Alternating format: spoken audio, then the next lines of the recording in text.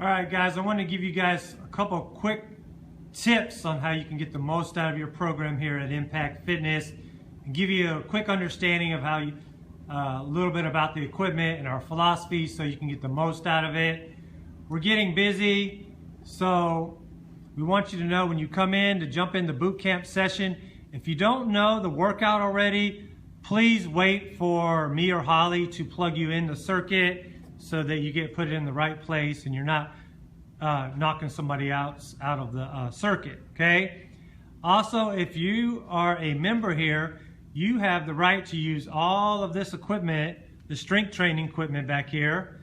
Obviously, if you want to get a couple of one-on-one sessions with me or Holly so you can learn how to use it, it'd be an extra tool, an extra way to work your body in different ways than we do in boot camp. But boot camp is a standalone fitness program, okay?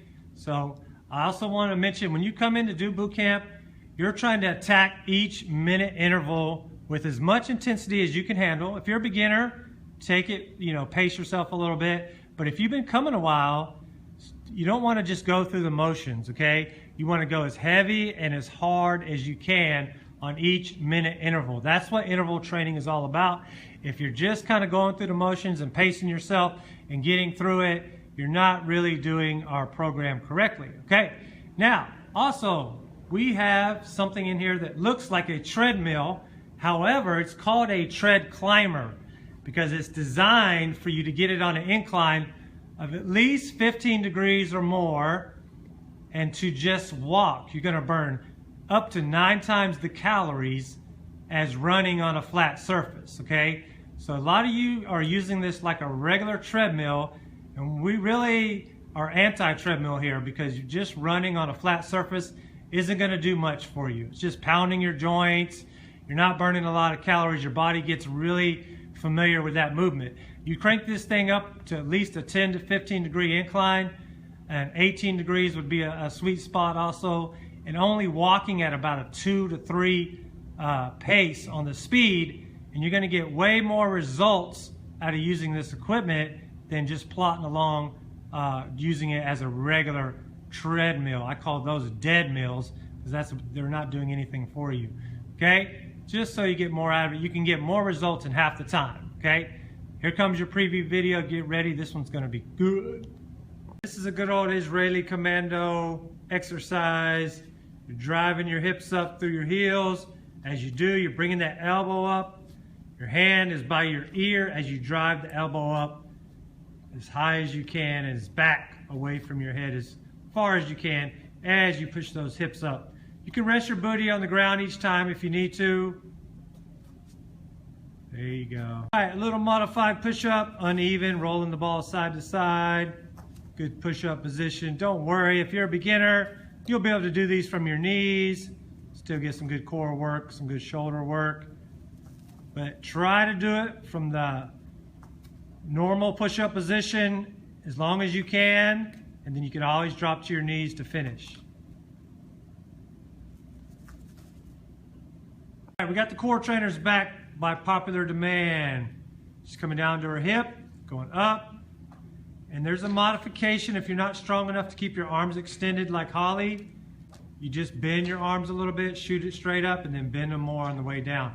Notice when she comes down, both legs are bending and she's pivoting on the balls of her feet.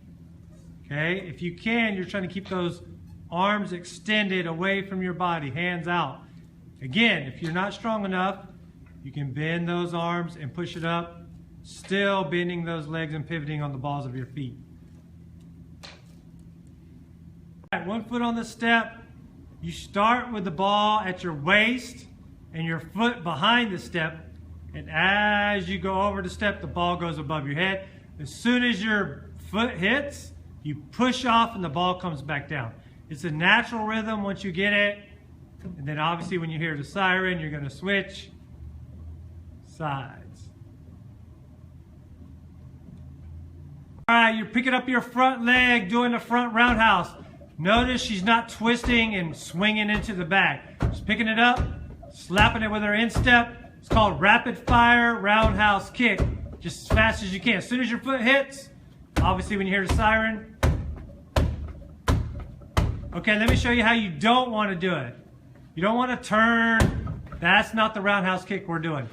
This is called rapid fire. It's the front leg. It just comes straight up and you pop the bag. And we're going for speed more than power. Speed first, power second on this one.